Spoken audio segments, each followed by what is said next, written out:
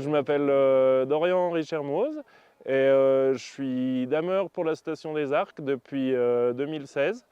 Et j'étais sur le secteur de Pézet avant et là ça fait 5 ans que je suis ici à Arc 2000.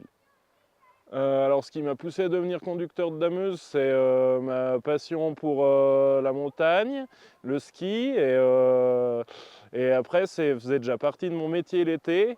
Je conduisais des machines pour faire des pistes de ski, mais des machines de travaux publics l'été. Vu le film Top Gun Maverick? Oui, Oui, c'est comme ça, non? c'est... non, C'est ma prix? pas vraiment.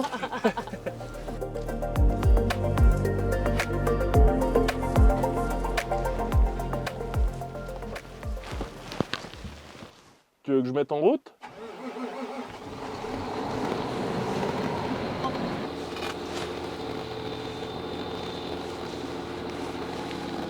Alors là, on a 1 km 400 de câbles et on a des points d'ancrage, vous pouvez les voir quand vous êtes au ski, c'est des petites boucles rouges qui sont ancrées dans le sol au sommet des pistes. On va s'accrocher et après le câble, quand on descend la piste, il se déroule et quand on arrive en bas, on est tracté et ça permet de remonter beaucoup plus de neige qu'avec une machine normale. Et dans des conditions plus difficiles aussi, c'est bien utile. Alors ça, c'est une partie qu'on appelle la lame. C'est géré hydrauliquement et ça nous permet de remettre le terrain à plat. Et après, c'est la fraise, la partie de derrière qui fait la finition et la couche finale qui sera skiée, quoi. Avez-vous vu parfois l'occasion de voir le lever du soleil sur les montagnes pendant que vous travaillez? Donc on peut voir le lever du soleil quand on est sur les hauteurs, s'il fait beau bien sûr, parce qu'il y a des jours où quand il fait mauvais, on voit rien de toute la journée. Alors c'est un moteur diesel mais qui tourne à l'HVO qui est un biocarburant. Et on est passé à l'HVO, je crois maintenant il y a 2 ou 3 ans.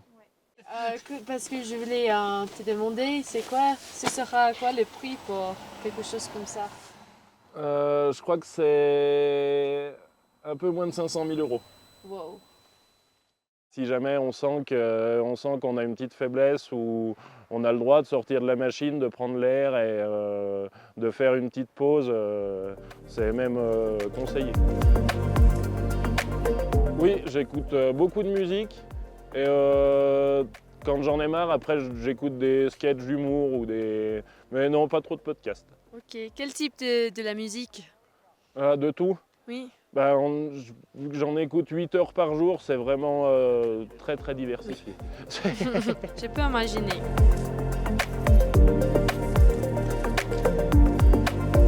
On voit beaucoup de renards et de temps en temps des chevreuils, mais le truc c'est que la machine fait beaucoup de bruit et beaucoup de lumière, donc ils ne s'approchent pas trop. Souvent quand on les voit, c'est qu'on les a surpris. Alors pour se former et devenir pleinement qualifié, il n'y a pas vraiment de durée, mais déjà il faut faire de l'auto-école, enfin une sorte d'auto-école. Et après il faut aller avec quelqu'un qui sait conduire. On apprend. Après c'est surtout l'expérience qui fait la finalité. Alors nous on commence quand la météo est bonne comme aujourd'hui, on commence à 17 h et on finit à 2 h du matin. Et après, on a une pause à 21 h 30 pour manger. C'est une journée de travail normale, ouais, ça fait 8 heures de travail. Et y a-t-il des parties de piste particulièrement difficiles à damer? Alors particulièrement difficile à damer, pas vraiment, mais c'est surtout les conditions qui font la difficulté. C'est-à-dire quand il fait froid, qu'il fait froid et qu'il y a beaucoup de neige, il il n'y a pas vraiment de difficulté.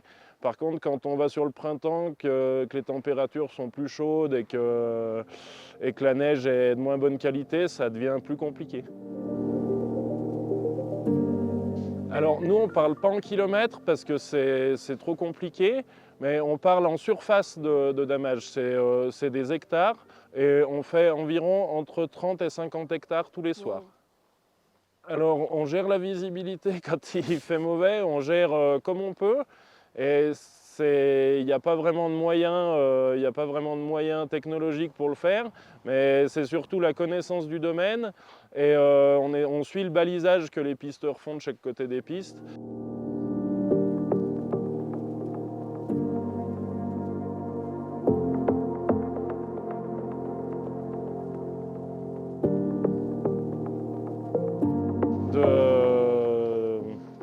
D'être tout seul en montagne,